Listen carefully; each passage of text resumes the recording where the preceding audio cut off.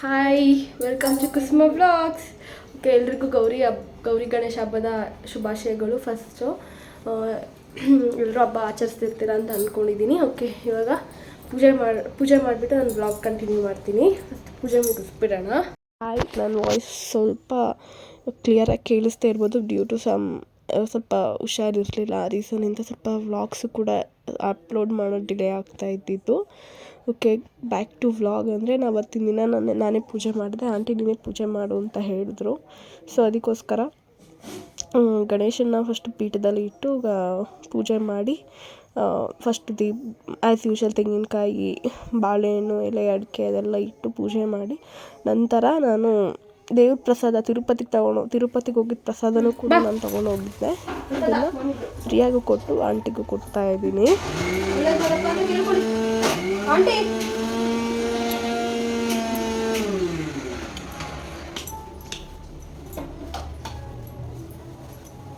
ಪ್ರಸಾದ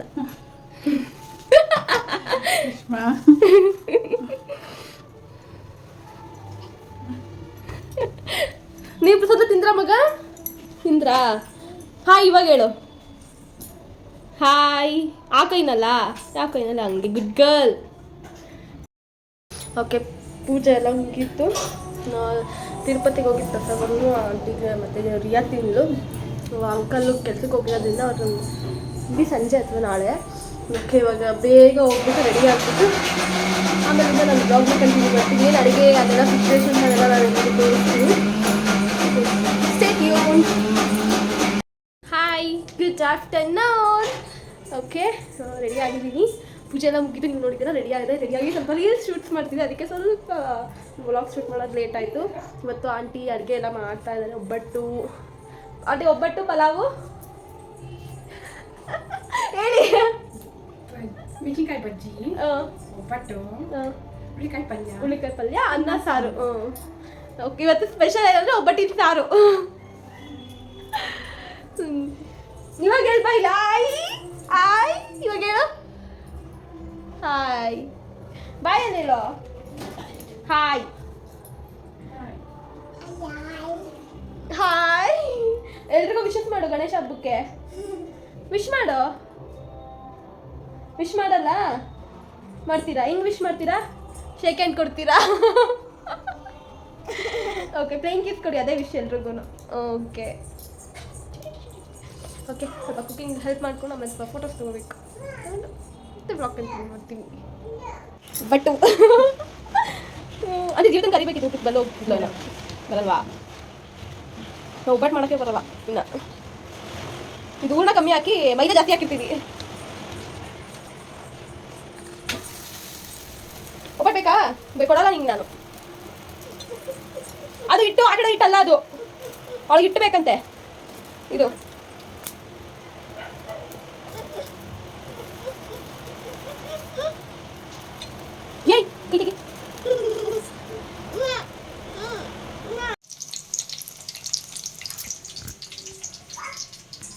ಹೆಸರು ಬೇಳೆ, ಪೀಸ್ ಪಲ್ಯ, ಬಜ್ಜಿ, ಒಬ್ಬಟ್ಟು ರೆಡಿ ಇದೆ.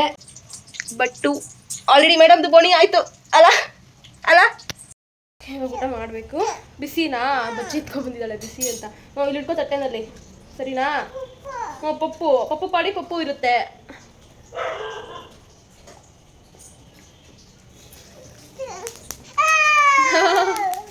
Bubble wrap. ಹಾಯ್ ಹೇಳಿ ಆಂಟಿ. ಓಕೆ, ಇವಾಗ ಗಣೇಶ ಕೂರಿಸಿದ್ದಾರೆ, ಅಲ್ಲಿ ಹೊರಟಿದ್ದೀವಿ. ಓಕೆ, ಬನ್ನಿ ಹೋಗೋಣ. ಬಾ ಫಸ್ಟ್ ಅವಳೇ ರೆಡಿ ಇದ್ದಾಳೆ. ಬಾ ಎತ್ಕೊಂಡು ಹೋಗೋಣ ಇಬ್ರು. ಲೈಟ್ ಇಲ್ಲ. ಯಾವ ಕಡೆ ಆಂಟಿ? ಈ ಕಡೆನಾ ಈ ಕಡೆ? ಆಂಟಿ ನಾನು ಮತ್ತೆ ಸಂಜೆ ಪೂಜೆ ಎಲ್ಲ ಮುಗಿಸಿ ಅಲ್ಲಿ ಮನೆ ಹತ್ರ ಗಣೇಶ ಕೂರಿಸಿದ್ದಾರೆ, ಅಲ್ಲಿಗೆ ಹೋಗೋಣ ಅಂತ ಮಾತಾಡ್ಕೊಂಡು ಹೊರಟಿದ್ದೀವಿ. ಸಾರಿ ಇಂಟ್ರಪ್ಟ್ ಮಾಡ್ತಿದ್ದೆ. ನನ್ನ ವಾಯ್ಸ್ ಸ್ವಲ್ಪ ಚೇಂಜಸ್ ಆಗಿದೆ. ನಿಮ್ಗೇನಾದ್ರು ಸೊ ಹುಷಾರಿಲ್ಲದೆ ಇರೋದ ಕಾರಣ ವಾಯ್ಸ್ ಚೇಂಜಸ್ ಆಗಿದೆ. ಸೊ ಮತ್ತೆ back to vlog. So okay, aunty ನಾನು ಇಬ್ಬರು ಮನೆ ಹತ್ರ 2ನೇ ರೋಡು 3ನೇ ರೋಡಲ್ಲೂ ಗಣೇಶ ಕೂರಿಸಿದ್ರು. ಸೊ ಅಲ್ಲಿಗೆ ಬಂದ್ವಿ ನಾವು. ಅಲ್ಲಿಗೆ ಬಂದಾಗ ಇನ್ನು ಮಹಾಮಂಗಳಾರತಿ ಮಾಡ್ತಾಯಿದ್ರು. ಪೂಜೆ ಕೊಟ್ಟಿರೋರೆಲ್ಲ ಅಲ್ಲಿ ನಿಂತಿದ್ರು. ಸೊ ಪೂಜೆ ಮಹಾಮಂಗಳಾರತಿ ಮಾಡ್ತಾಯಿದ್ರು. ಮಹಾಮಂಗಳಾರತಿ ಎಲ್ರಿಗೂ ಕೊಟ್ಟರು, ನಮಗೂ ಕೂಡ ಕೊಟ್ಟರು. ಎಲ್ಲ ಕೂತಿರೋರಿಗೆ ನಿಂತಿರೋರಿಗೆ ಎಲ್ರಿಗೂ ಮಹಾಮಂಗಳಾರತಿ ತಲುಪಿಸಿದ್ರು. ಸೊ ನೆಕ್ಸ್ಟು ಅಲ್ಲಿ ಪ್ರೋಗ್ರಾಮ್ಸ್ ಅಂದರೆ ಪ್ರೈಸ್ ಡಿಸ್ಟ್ರಿಬ್ಯೂಷನ್ ಪ್ರೋಗ್ರಾಮ್ಸ್ ಇತ್ತು.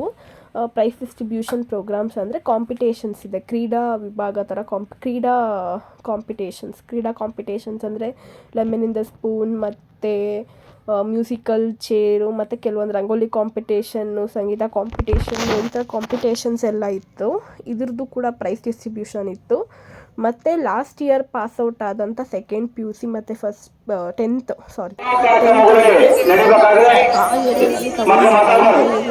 ಹೈಯೆಸ್ಟ್ ಮಾರ್ಕ್ಸ್ ಡಿಸ್ಟ್ರಿಬ್ಯೂಷನ್ ಮಾಡ್ತಿದ್ವಿ.